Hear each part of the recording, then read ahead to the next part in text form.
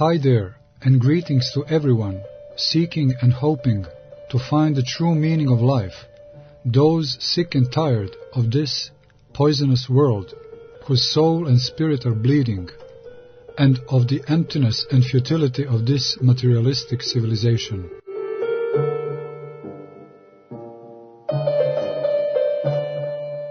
Welcome to our radio show, The Way, the Truth, the Life. Welcome to our world of supreme love and immortality, where all human hopes are fulfilled.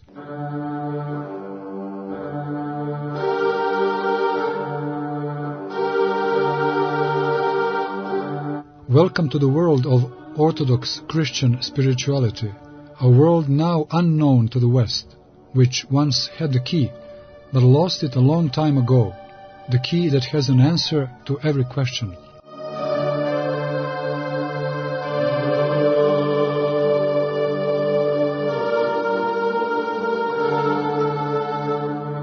My name is Monk Arsenije Jovanović. I live in the monastery of Ostrog, Montenegro.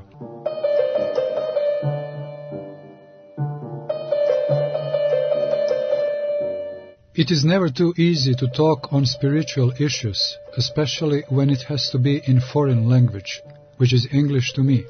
I apologize in advance for possible mistakes. However, I believe God will help me to say the word and you to understand it. So, let us embark on our waves.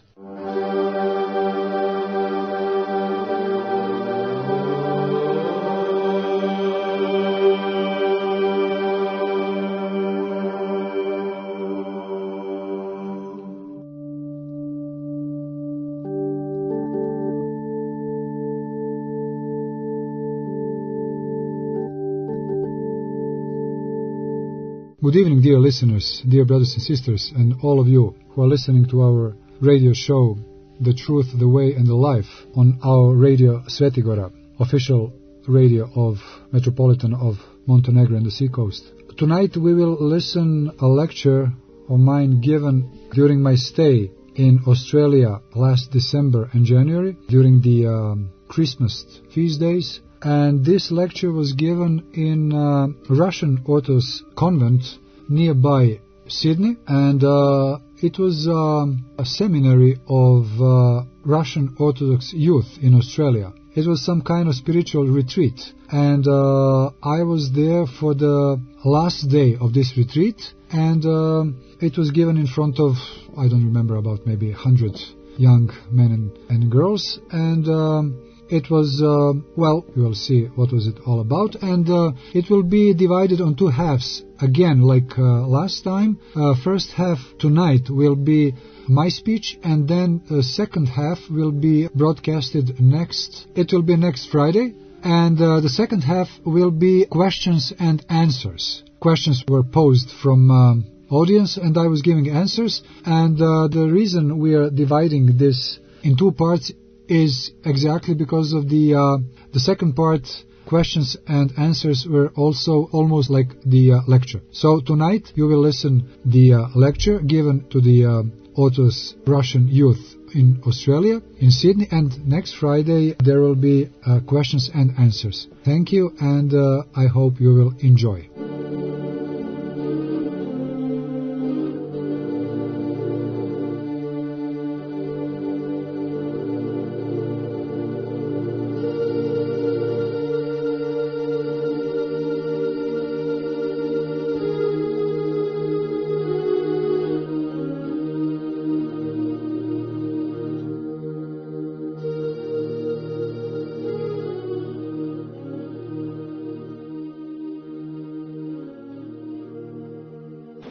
First of all, I have to express my gratitude that you have called me to talk to you, because we do not know each other.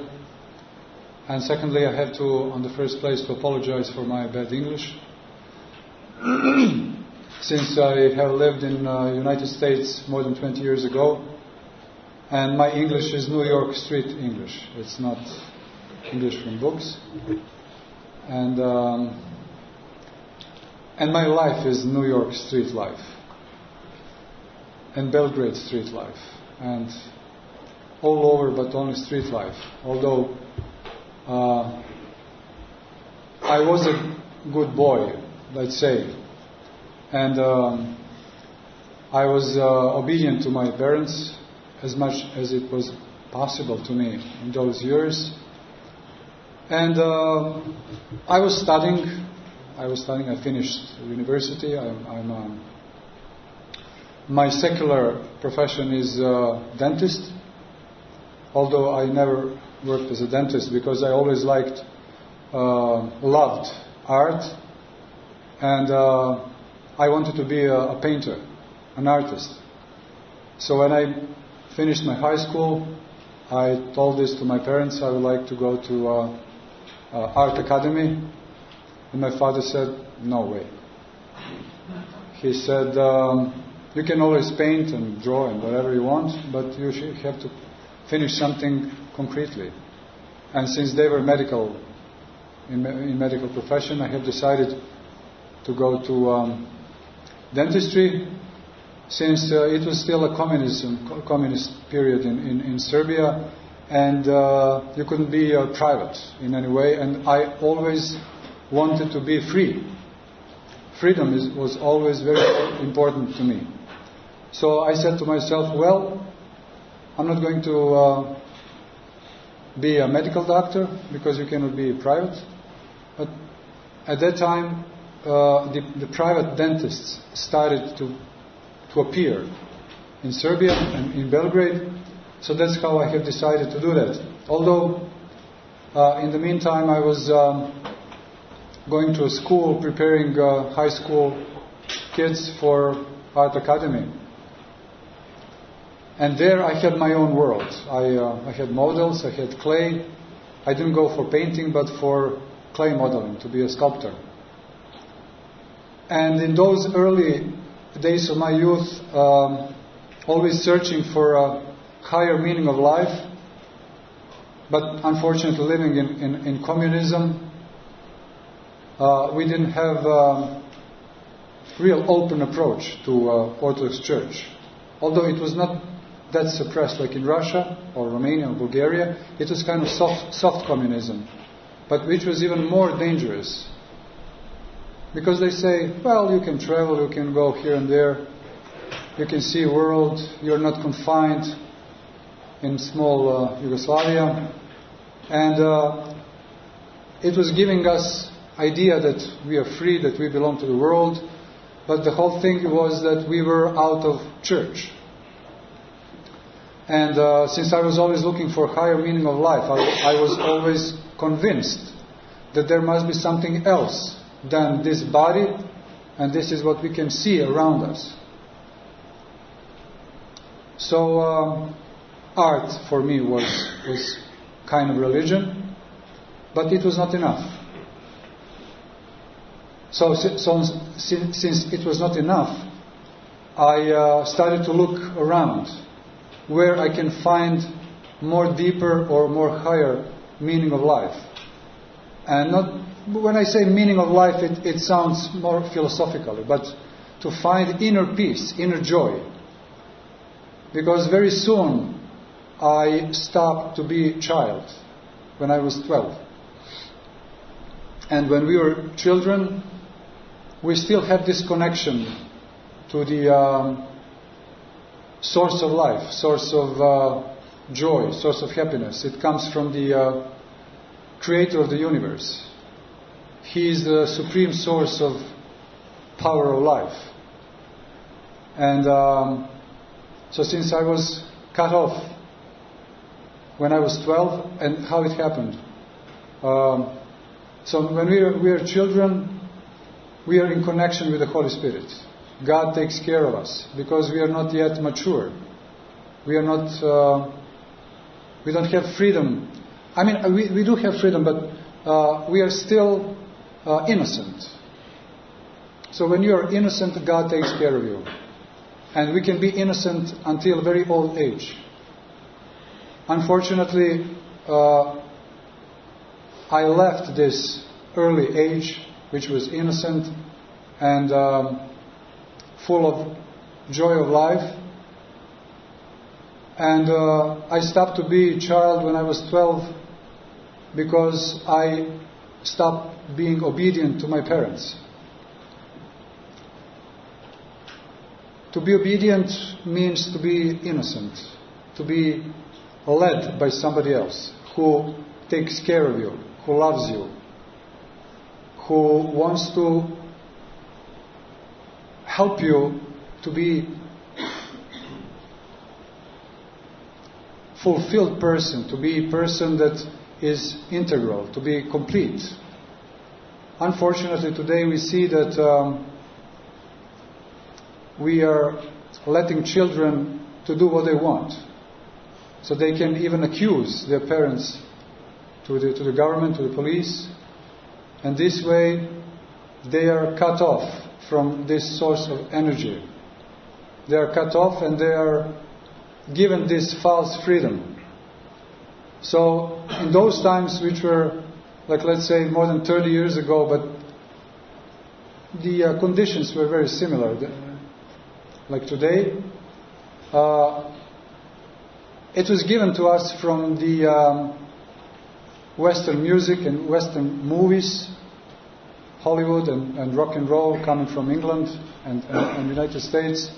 It was given to us that we should get rid of our parents as soon as possible, to be free.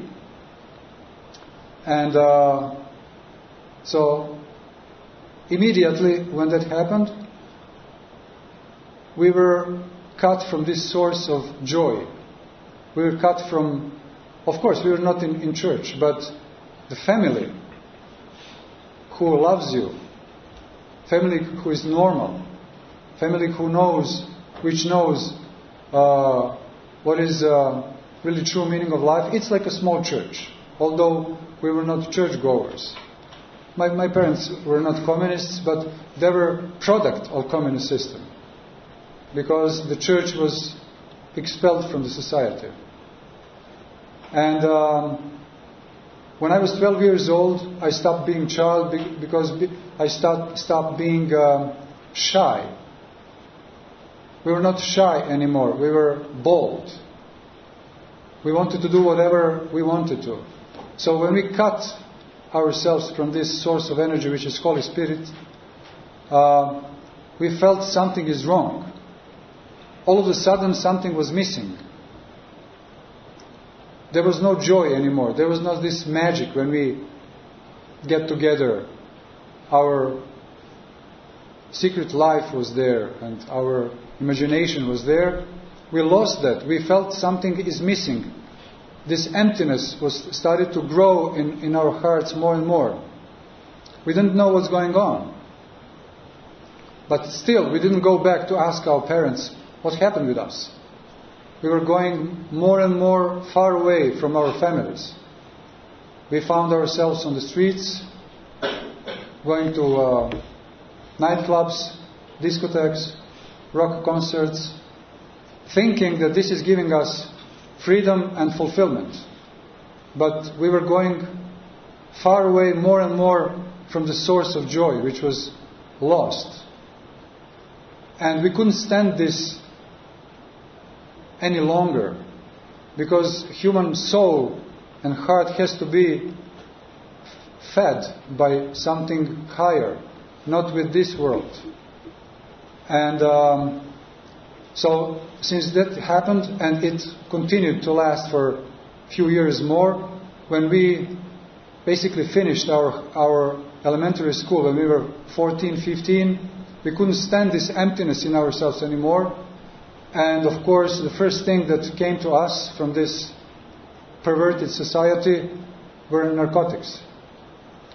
So very soon we have discovered so-called light drugs, which are not light at all, which are very hard and very dangerous. And it was marijuana, but more hashish. Hashish was much closer to us, because Turkey was close to Serbia. And there was a lot of opium, not heroin. Heroin came later. Opium was there because there was a Macedonia. It was part of ex-Yugoslavia, where maybe the best opium grows in the world. China.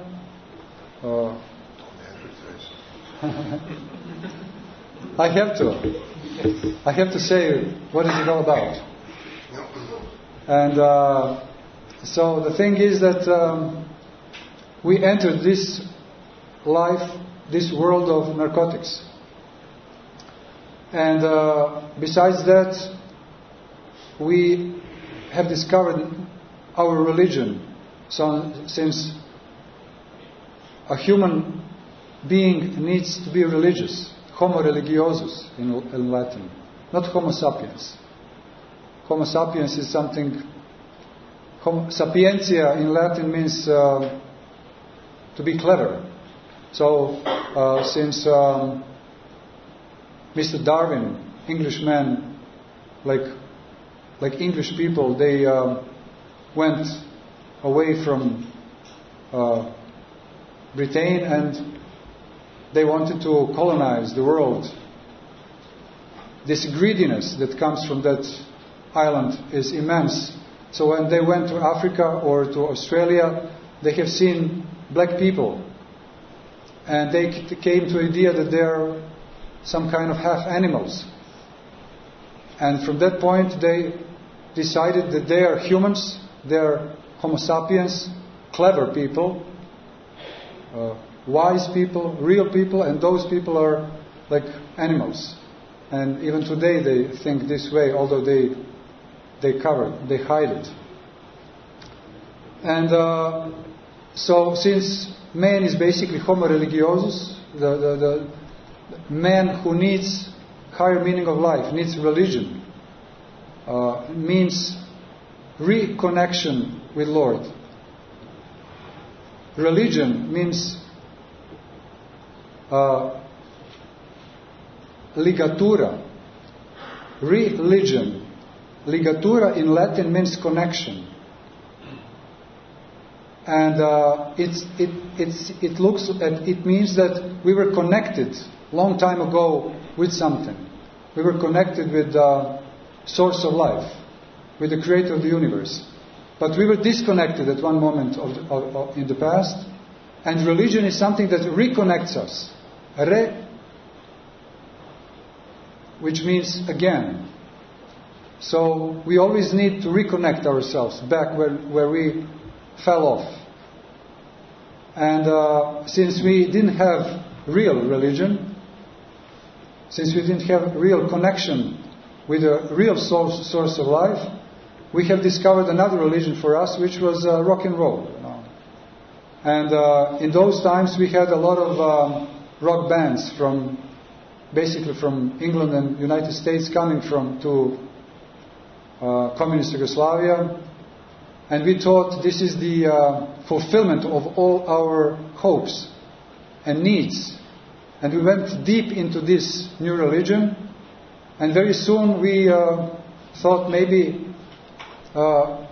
let's try to become priests of this new religion, which means let's create a rock band. So that's how it all started. But unfortunately, we couldn't grasp this joy that we have lost in our childhood. And this rock and roll only made this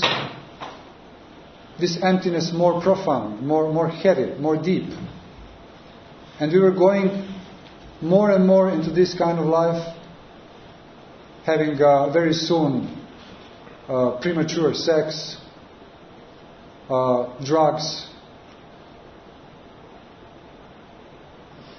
going out from our homes, spending nights out of our families, out of our homes, and we were getting more and more sick, but sick in our souls. And very soon, when we were in our early 20s, this whole these friends of mine, this companionship of mine, they were basically very clever young men, very gifted, mostly artists, musicians, painters, writers, actors, and students of high schools. So they were not peasants. They were urban young people who thought that this is the right way because it was given to us from the West. Unfortunately, we didn't have connection with Orthodox Church. Orthodox Church was somewhere far away in the catacombs of Belgrade and of Serbia. And besides rock and roll, we have found those of us who wanted even higher meaning of life, something spiritual. We have found Far East religions, Far East philosophy, Buddhism, Zen Buddhism, Hinduism, yoga, and in my case I have found a Hindu sect which is called Transcendental Meditation, so-called TM, which was brought in Europe by Maharishi Mahesh Yogi, who was brought to Europe by Beatles. So it all comes from Brits, from English people who expelled Jesus Christ in early centuries from Europe. And so I thought maybe this transcendental meditation will help me. And it did in a false way in the beginning. Invoking mantra for hundreds and thousands of times in my life. I was meditating for almost 8 years. And I was sinking deeper and deeper into this depression, if I can say in today's terminology. But I thought, as they told me, as they were teaching us in this school of meditation, that it is like that in the beginning. You just force yourself, continue in meditating, and you will find freedom. And I remember my friends who were meditating. There were two ways that we were sinking deep into narcotics and into sexual perversions. I remember there was ashram, they call it this way. It's a place where this Hindu are living together, something like monastery. It was in Holland, and they used to go there to reach higher levels of meditation called siddhis. Siddhi means power in Sanskrit. And I can remember friends of mine who used to go there. Many of them became lesbians and gays. Because those mantras, those words that you invoke and you are not supposed to know what does it mean. That's how they teach. You should invoke this word for thousands and hundreds of thousands time in your life, but you're not allowed to know what does it mean. And you're not allowed to tell this to others. So my mantra was Aima, and Aima in Greek, in ancient Greek is pronounced Emma, and Emma means blood. It's coincidence, of course, but I was invoking blood in my life for 8 years. I was so deceived by this, and I remember I was always also sinking deep into the promiscuity and this sexual communion with others, without any love, without any meaning, and it was emptying myself and others more and more. So we finally discovered that living in small Belgrade is too boring. So we have decided to go to New York, to big world, to the United States of America, to find American dream. And unfortunately, or maybe even fortunately, I don't know, we have found American nightmare. So it was an American nightmare, what we have found there. I have realized this very, very, very soon. Sometimes people do not realize this. They think that's the life where we live. But in about 2 years, I came to the point that I couldn't see the meaning of life anymore. I was clever enough to manage to to have good job, to have friends, girls, to have private business of my own, to have my apartment. So all those things that for example, young Belgrade boy imagines that this will make him happy one day, since, of course, Yugoslavia was a small, poor, communist country. So I have managed to acquire all these material goods, and I had a private business in Lower East Side of Manhattan, which was kind of bohemian part of New York, where young people were there, nightclubs, bars, pubs, galleries. We have managed, me and my partner, I had a partner, to have a little store where we used to sell art items. I used to go around visiting second-hand furniture shops, picking up nice pieces and putting them together, making some kind of sculptures out of furniture. I would paint on them and making very attractive piece of furniture, and we used to live good. So we had money, we had friends, we had success, but this emptiness was the biggest. And finally, I have realized that there is no higher meaning of life, actually. It is only depression. And I had friends of mine who also suffered from depression. And they would go even to the doctors, to psychiatrists, and they would tell them, well, it's a depression, you see, and it's a brain disease. It's nothing spiritual, you know. It's a disbalance of chemicals in your brain, and that's it. You know, you are supposed to take antidepressives, so psychoactive drugs, for the rest of your life. And this is about it. There is no other solution. It's a disease of modern world. There is nothing spiritual in it. It cannot be healed or fixed by any other way. So when I heard something like this from friends of mine, I made a decision that, well, if that's so and there is no higher meaning of life, then I have a right to finish with my life. Nobody asked me if I want to enter this existence, so I have absolute right to finish with this. And somehow I have made a decision that I will sooner or later commit a suicide, because this is the it's my way of getting out of all this mess which life was to me. And by accident, or maybe there is no accident, one evening at one party, I met one young man. He was Serbian from Belgrade, but we didn't know each other. And he left Yugoslavia like I did. He went to Australia. He was here in Sydney. It was more than 20 years ago. And he was not baptized as a young child as I was. So he was an architect, also intellectual, but as a young man also searching for something higher, something spiritual. He went into some criminal company, and he went deep into alcohol. He started to quench his thirst for something spiritual in alcohol.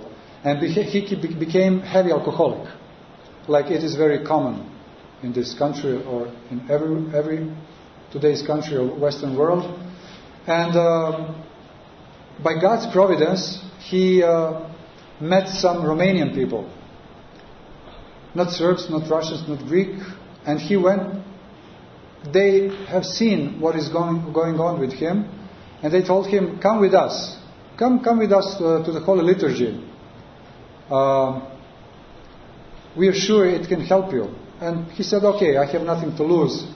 He went there and he have found something that he was looking for. And he converted over there, he got baptized. And but since he did something criminal in this country, he had to leave. So he went to New York, we met there. And so when I met him that night at this crazy party with all these interesting young men that were interesting to me, but they were all sick in a way, artists and musicians, and which was very in at that time in New York. I have seen this young man. He looked very straight, as we say today. He didn't look at all so interesting. But he had something in himself that I needed badly, that I was craving for, and I didn't know what is it. It was some kind of serenity, some peace in him and joy. But he didn't smoke anything, he didn't drink anything, he didn't sniff anything. I think he was drinking juice, not even Coca-Cola.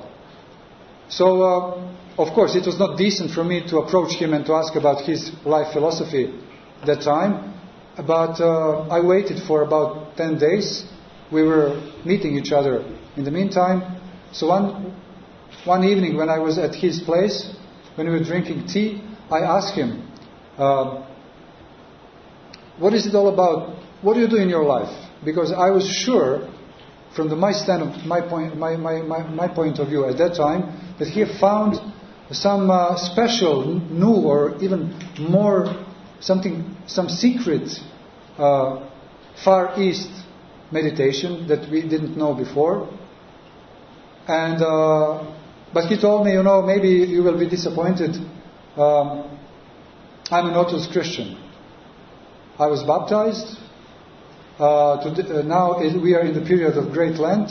I'm preparing for Easter. I'm preparing for communion, and this is all about it. And of course, I was disappointed. I left Serbia. I left Orthodoxy. I left priests. All those things that, of course, I never mocked priests or church. I had respect, but I had some kind of, I thought they're doing something which is not really real. They're just losing their lifetimes, thinking there is something exists. But I didn't believe that God exists. I thought there is only something that you can do, as those Far East philosophers were telling us. There is no God. I mean, they say there are a lot of gods, but there is no real God that you can get in touch, that you can get in contact. So these Far East religions are telling you through bodily ascetical life, you can acquire holiness, and you can become divine by yourself. You can become divinity by yourself, because you are a divine. You just have to find out that in yourself. So I thought with inner effort, I can become divine myself. So it was a great, great, terrible delusion, which our main part of the world today is. No matter what kind of religion is, basically they are telling us that there is no God, you are God, just work hard on yourself, whatever it is, and you will become divine, which is great delusion. And I have to say about meditation and about yoga, it is a monologue. Since we need love, we all need love. We need fulfillment of love, and supreme love comes from above, comes from God. And when you meditate, you're actually making love to yourself. It's a monologue. And when you do this kind of false love, I call it spiritual masturbation. So all those people that practice yoga and meditation, they are actually masturbate spiritually. And when you pray to the living God, to the creator of the universe, when you pray to your real parent, to your real father, who is waiting for you to invoke his name, then it's a dialogue. And as a dialogue, it's a real love. And real love produces life. And not only life, but eternal life. And masturbation is just spilling of your sexual cells, and it creates death. So I left apartment of this friend of mine, being disappointed, of course, expecting something else, I don't know what. But anyway, since I had respect towards this young man, I couldn't stay this way. So next day I went back and I said, "Forgive me. I know I'm snob. Just tell me more about this Orthodox Christianity, whatever it is." And he told me, "Well, I'm not a theologian." He told me a little bit, and he said, "Here, take this book."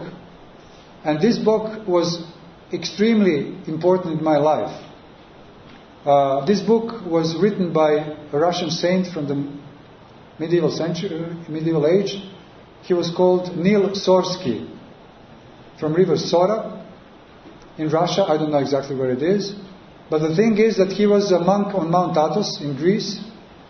He spent many years on Mount Athos. And the Greek fathers taught him what is it actually all about in this universe, in this created universe. He was taught there that there is a supreme way of contact with the creator of the universe, which is called hesychasm, or issυχασμός, which is actually coming from Greek word ησυχία, which means silence, quiet, to be quiet, quietness. And but not to be silent just like that, not to be alone just like that, because in this life, if we withdraw somewhere out and if we are by ourselves alone, it can be very dangerous because we don't know how to cope with our madness, with our anxiety that we all have in ourselves. Today, it is absolutely common thing to be anxious, to be depressed, to be in unrest. So it is very dangerous to be alone, not knowing how to deal with our loneliness. It is extremely, extremely dangerous, because today we see that there is an extreme increase in suicide. People cannot stay alone, and we are all terribly alone. Doesn't matter if we live in Sydney or in New York, where there is 20 million of people. We are terribly alone. When we go back to our room, to our apartment, we see how terribly alone we are, because we do not have connection with the Supreme Being. Supreme Being is the creator of this whole universe. And being in contact with Him, it's supremely important. And when you're in contact, when you're plugged in this supreme energy, you do not feel alone anymore. You feel that you have a heavenly parent, divine parent who takes care of you. And the most beautiful feeling when I have found this path, this life, Orthodox Christianity, is this feeling of constant presence of supreme power that takes care of you, that loves you, that protects you. So I was alone maybe almost 30 years in my life. And this loneliness was leading me straight into the suicide.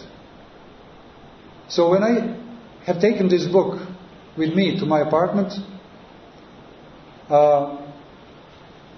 I have realized it was a short book. It was kind of a short guide into the center of the meaning of life. It explained to me that there is a living God who created everything, who is a personal being, who is good being, emotional, omnipotent. There, on the other side, there are spirits of darkness, that they are very present in this world. That there is a soul, and the soul is under attack, non-stop, constant attack of these spirits of darkness, who are fallen spirits. and who are endlessly jealous of us humans, because we have opportunity to go back, to be reconnected in religion, reconnected with the source of life. And they are endlessly jealous, and they are radiating on us this deadly energy. And Holy Saint Neil Sorsky explained to me in this book that there is a special activity which helps us to protect us, to make a shield in front of us, which is going to protect us from this corrosive effect. And it is called prayer. And not only just simple prayer, but very, very specific prayer, which is called prayer of the mind and the heart, so-called Jesus prayer.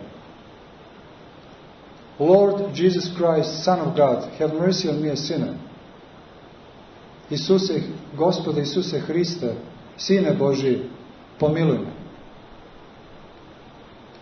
So when you invoke this holy name, cleansing up your mind, expelling all thoughts, and lowering your mind and your heart, which means going deep into your inner being, not being in your brain. And from there to rise your prayer, your scream to the Creator of the universe, to the Lord, to God the Father. Then He will give you everything that you're looking in your life. So since I was meditating for almost 8 years, and to me, to plunge deep into myself, it was not that strange. I was used to it. I said to myself, okay, I can always do whatever I want with my life, basically to kill myself right away or slowly on some heavy drug. I will try with this. This is I think the last thing that I didn't try in my life. So I started to pray. And it was not an experiment, it was a scream or some, kako se kaže vapaj? Ne znaš možda? Never mind. Cry, like a cry, more than, it's something between scream and cry. The cry of my whole life. Although, don't think that I was some kind of rascal or a bum or a homeless. I managed to acquire very quickly success. And from outside, I was a very successful young doctor who was a successful artist in New York, which was a goal for many young men coming all over from the world. But this emptiness was killing me. So when I started to pray, I said, okay, now I will start to pray. And I started to cry deep from my heart. Lord Jesus Christ, Son of God, have mercy on me, a sinner, and help me to find if there is anything there that can help me. And in those brilliant, majestic moments of my life, I was 29, in my apartment in Brooklyn, the heavens opened. What does it mean the heavens opened? It was not like I had a vision or something that Christ with His wounds were coming to me from heaven. No. The feeling of living God came to me, which consists of two feelings. The supreme love and the feeling of immortality. So what is most important in our lives? Love. I believe that every normal man and woman is looking for love in the first place, and everything else comes after that. So this was in these beautiful moments when I invoked Jesus' name for the first time in my life. I said, okay, now I'm just going to switch mantra, because I used to I was meditating before. Now I'm just going to invoke Jesus' prayer with deep to be, and I was convinced that there must be the answer. So I felt this immense love that was filling me more and more. And I have realized that something is loving me. That nobody loved me in my life this way. My mother, my father, my friends, my girls, my lovers. Nobody loved me this way. And it was so touching. It was so... I don't have words, especially not in English. To talk on spiritual issues is so hard because there is no words, and especially in English, which is not my native language. But I was so pierced with this sword of love through my heart that in those moments I have realized that life is so beautiful. That life have such a beautiful meaning. And the very next feeling after this feeling of love or together was feeling of immortality. So I felt deep in myself, in complete body, in complete being of mine, this flame that is burning there. And it is burning, it will burn forever. It is this energy of soul, of life. But it will only change the form of it. Because even science today, scientists, they say that energy doesn't vanish. It just changes the form. And this immense energy, the power of soul, it is a power of life. It is a power that holds the whole universe in action. Is actually also put deep into the soul. And with God's help, you can feel this flame of immortality burning in yourself. And it will burn forever. And it is extremely important and beautiful feeling that actually you know, you do not believe anymore, but you know that you're immortal. And those two things are actually the most important in our lives. What is most important? The most important. Love, and what is actually the most terrible thing in our lives? Death. So the feeling of life, feeling of God, the living God, is actually giving you supreme love, and you are convinced that you are going to be alive forever. But of course, in this book I have realized it is extremely important how are you going to prepare yourself for this changing of the worlds. Because our soul is going to stay immortal. But it is extremely important in which state of it will go over there. Because if the soul goes there spoiled or even blinded, it will suffer over there from this beautiful uncreated light, from this beautiful uncreated divine light that shines on the whole universe. And the Lord didn't invent hell. We are inventing our own hells. We are creating them.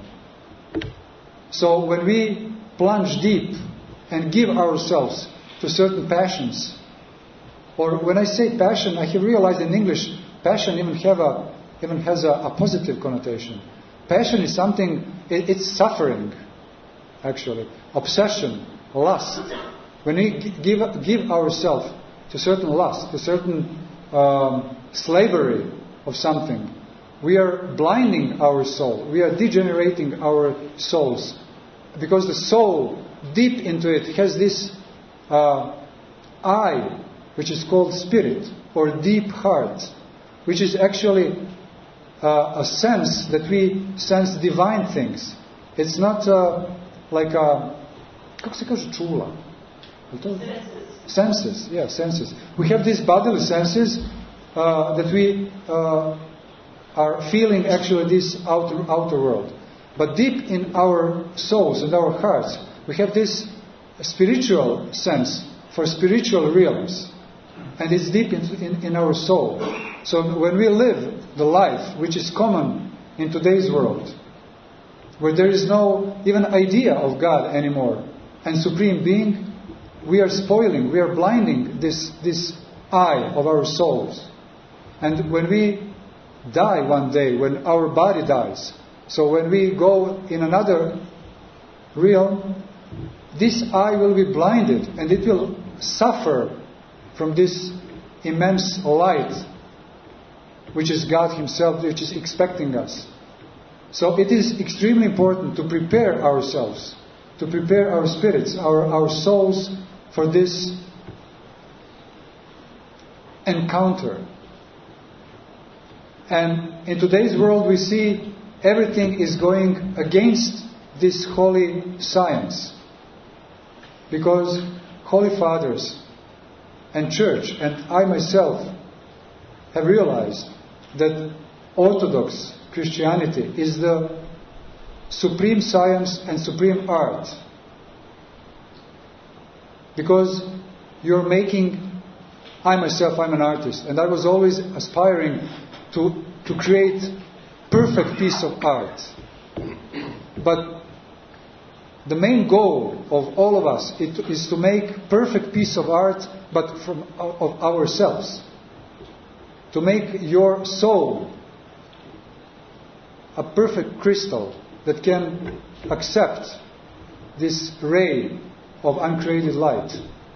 And in this world that we live in, we see that there is a great seduction now today present. All these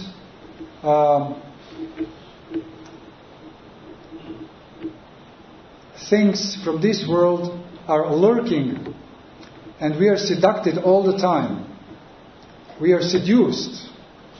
The whole society is seducing us, is forcing us to prostitute.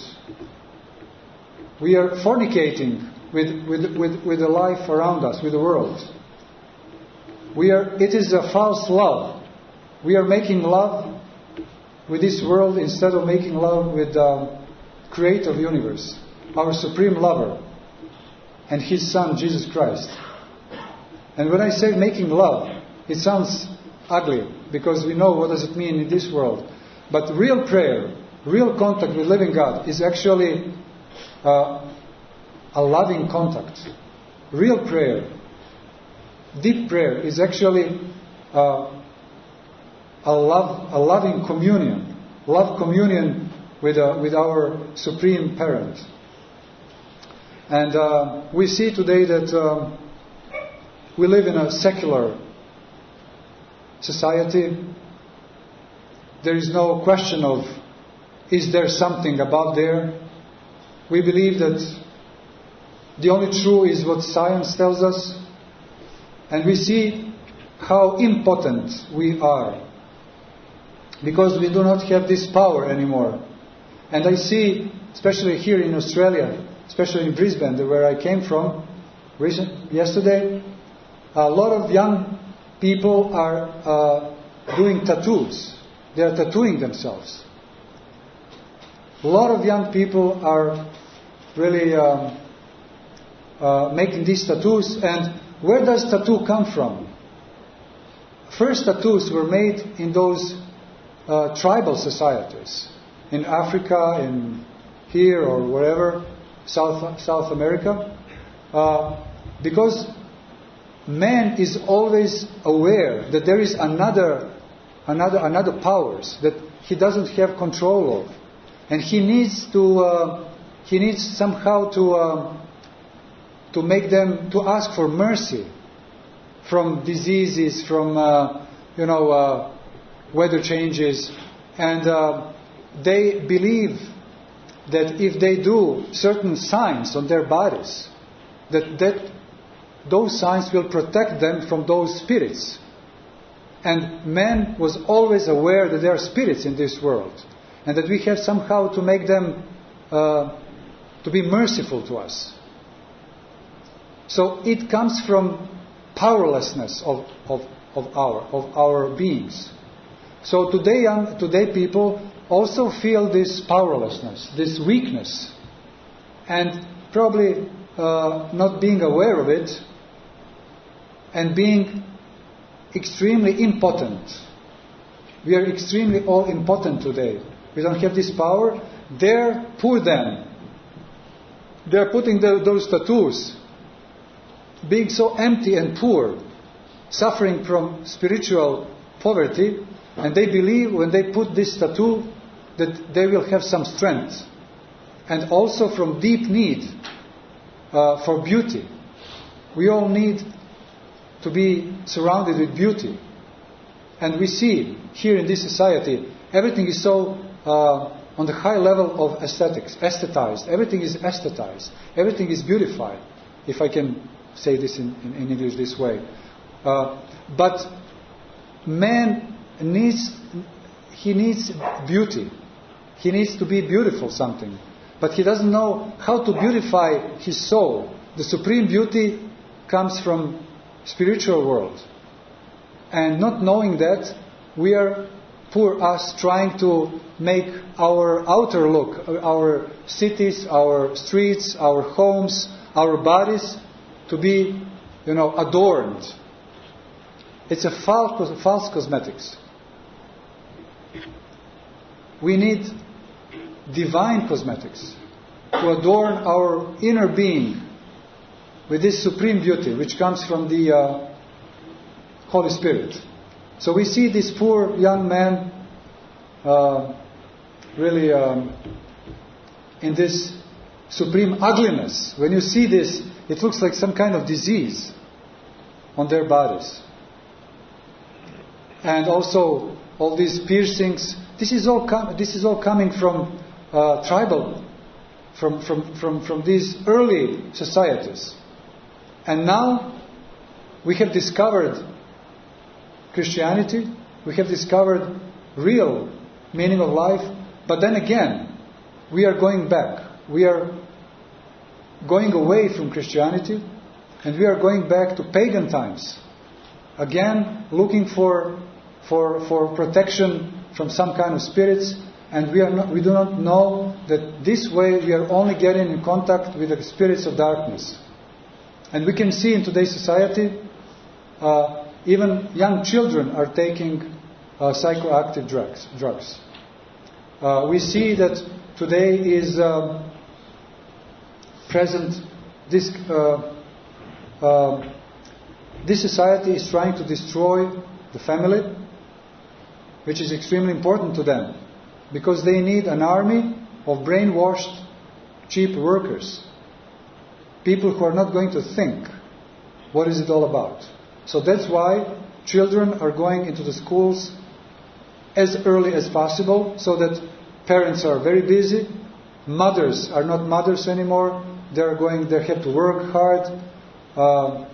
I just heard that this period after the giving birth is shorter and shorter. They have very soon to go to work. Children are given into these daycare centers. So we cannot raise our children anymore. The society is raising the children, making them robots, zombies, which are going to work hard for this society and filling pockets of people who are ruling this world. And of course, we cannot change this world, but we can change ourselves. We can change ourselves, and we can change our families. We can help ourselves. We can realize that one moment in my life, I'm a young man, and in one moment in my life I start to feel anxious, unrest, depressed. I know that there is a solution for this. If, unfortunately, I already come to this point. In the past, in normal societies, Orthodox Christian societies, the children were raised from the beginning, from the early years of their life, to know, to taste, to feel the taste of God. To feel the taste of prayer, to feel the taste of Holy Communion, to feel the taste of liturgy. And this way they are going to know that this food is the most important for us. To feed ourselves with Holy Communion and with the prayer. Today we have lost this. And when a young man feels depressed, he goes to psychiatrist, he takes drugs, and he thinks that he will help himself. Unfortunately, he's just killing himself, because all those psychoactive drugs, they're helping a little bit, but they're making our liver and all those,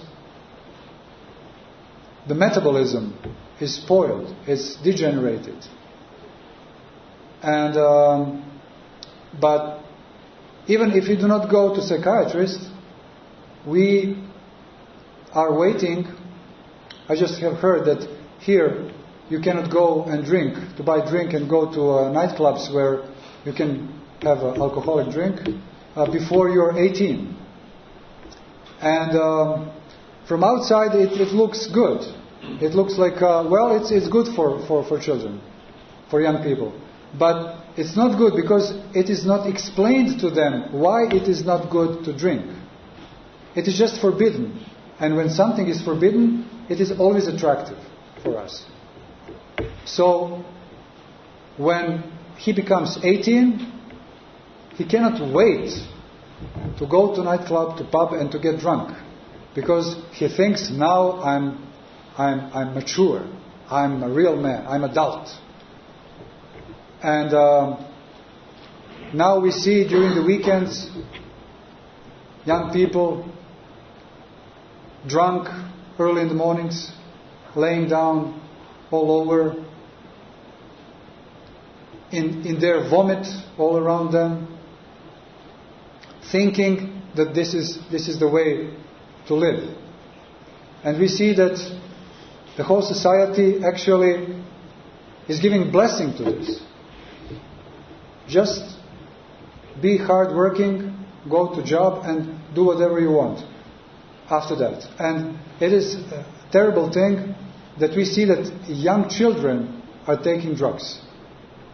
They are, how do they say, preterano activni, overactive, hyperactive. It is this new terminology, hyperactive children. Of course they are hyperactive. Every kid is hyperactive, and it's normal. But it's not given to them how to be normally active. And since parents are busy all day, the easiest thing is to give them legal narcotic, those psychoactive drugs. And this little kid is growing into the completely degenerated person, which is going to give birth to another generation which is going to be absolutely crazy and not able for living. So I don't want to scare anybody talking about the world in which we live. I just want to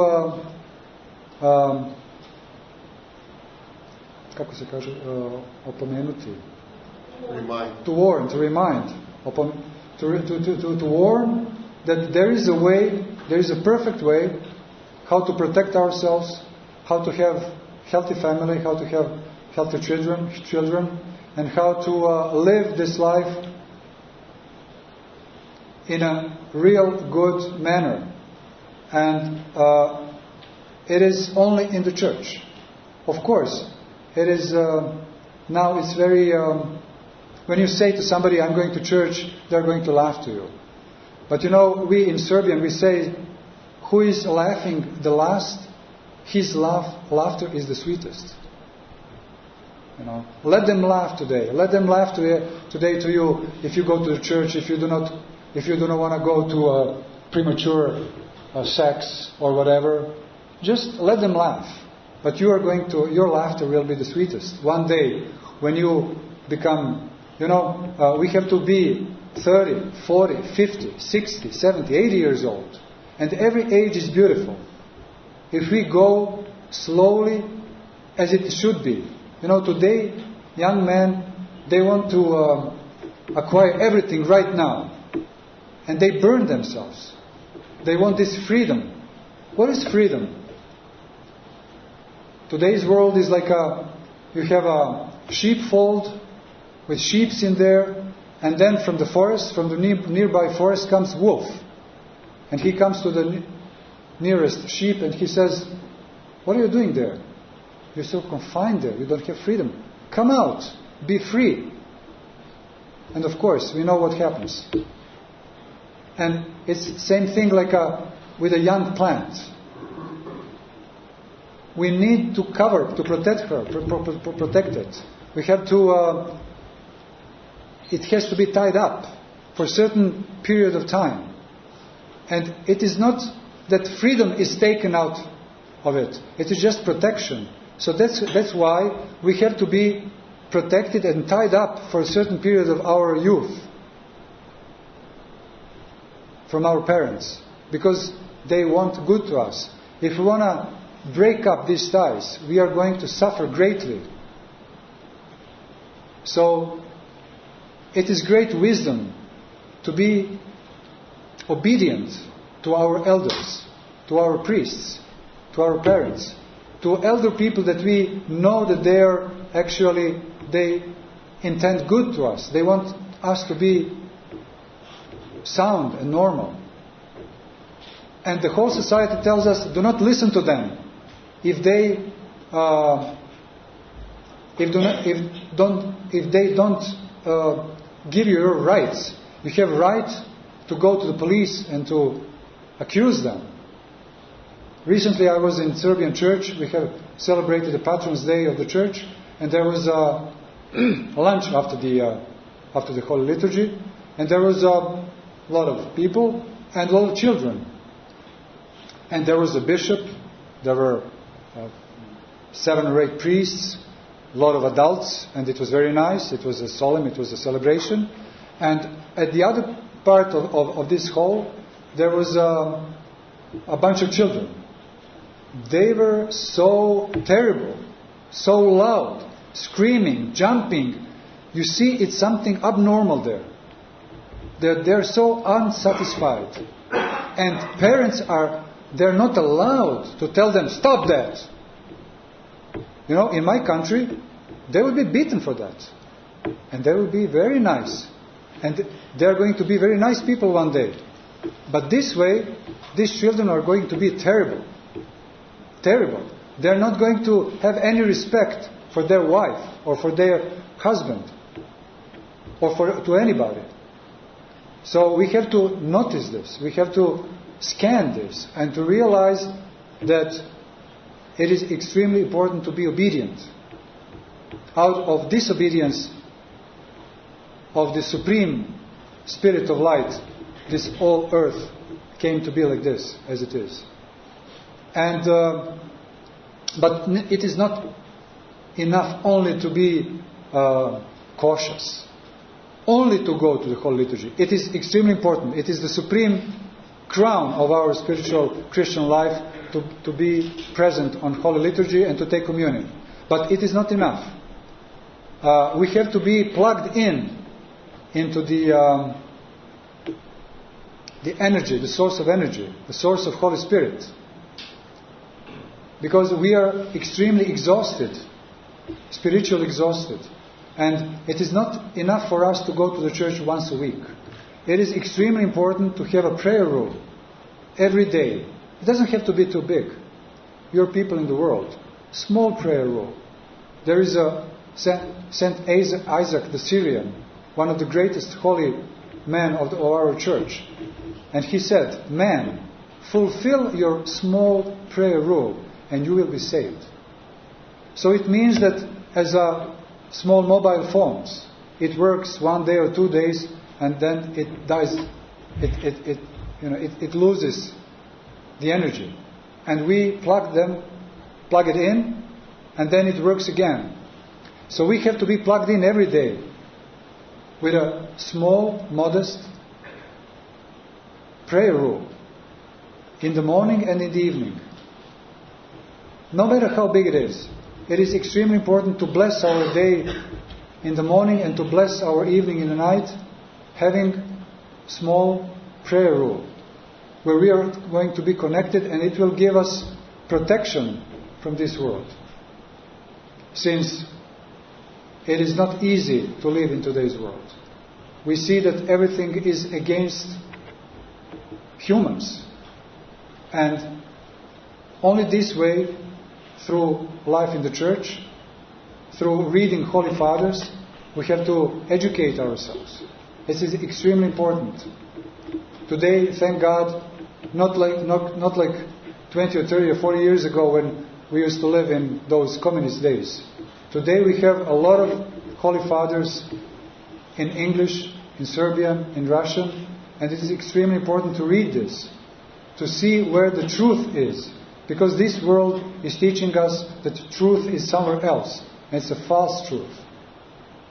And we see that we are raped every day through medias and through whole society. It is a constant raping. And through this, we are actually losing our minds, losing the peace of our souls, and we are becoming wretched, absolutely. So, through the life in the Orthodox Church, we have everything that we need. We have this fulfillment, love, meaning of life, and we can be personalities that can give birth to children which are going to be healthy and normal. And we believe that only this way, working on ourselves spiritually, becoming examples for this world, maybe we can change something. We Orthodox Christians, we have a clue for the terrible problem of this world. We are not here to condemn Western world, as I sometimes like to say, those English, those Americans, they are also poor people, they are brothers and sisters. And we have a clue to give to them. It's Orthodox Christianity. It's answer on every question. But if we do not practice our Orthodox Christianity, if we dissolve in this materialistic world, we are even in worse condition than they are. Because we had something and really lost it. And we are going to give very serious answer when we come into in front of the throne of Holy God. So we have chance. I very often, first 20 years of my monastic life, I was reading only Holy Fathers. I was fighting with my demons, with my fallen state, with my sins. But after these 20 years, when I don't know how it happened, that now I'm called to talk openly, I have realized I have to be in contact with today's modern world. So I started to read a lot of contemporary thinkers, especially from Western Europe. And I have realized that they are also realizing, there is a lot of clever people realizing that something is wrong with this world. And then trying to find out what is it. And they are very they're very disciplined. People from the West, they're very disciplined what they do. And they have realized they're exploring what is it going on in the society. So they have discovered, and they see, and they have realized that there is a evil present in the world. Jean Baudrillard, Gilles Deleuze, Michel Foucault, especially French thinkers, then German thinkers. And they have realized that there is a presence of evil in the world.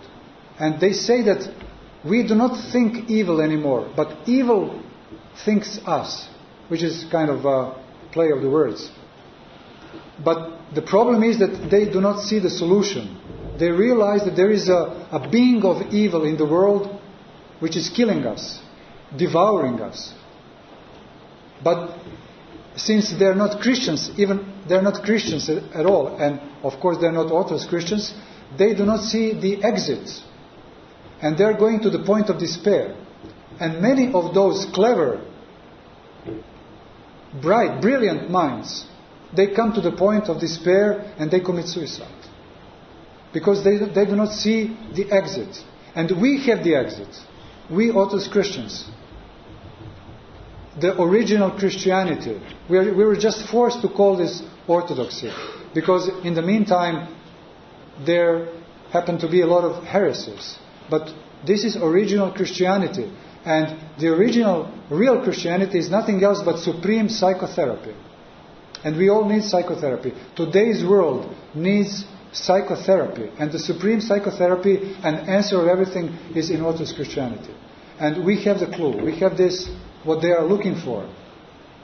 And in Melbourne, I have seen there is a bridge, and it has a regular fence. But then they have built another fence, much higher, because from that bridge they're jumping down and committing suicide every day. People, especially in their mid-ages, 40s, which is most critical part of the life. You know, when we are young, when we think, oh, everything is pink, everything is beautiful, I'll make this, I'll do that, and then you go into the world, into the life, you find a job, you get married, and then you realize something is missing, and then you loan money or whatever, and then people are just coming to the point of committing suicide. So let us protect ourselves living in this world. Most of you were born here. Even those who were not born, they came here because they were forced to. So let us protect ourselves. Let us help others, helping ourselves, and stay here, but acquire this very important weapon, which is prayer, which is spiritual life, which is communion, and hopefully we will make something in our lives. So, thank you.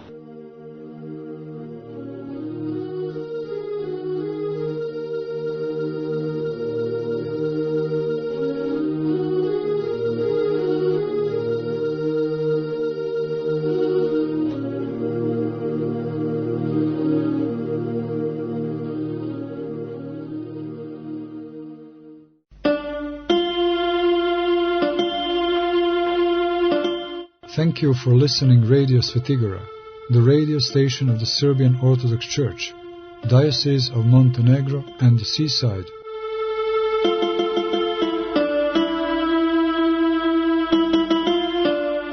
Blessed by His High Eminence, Metropolitan Amphilohije.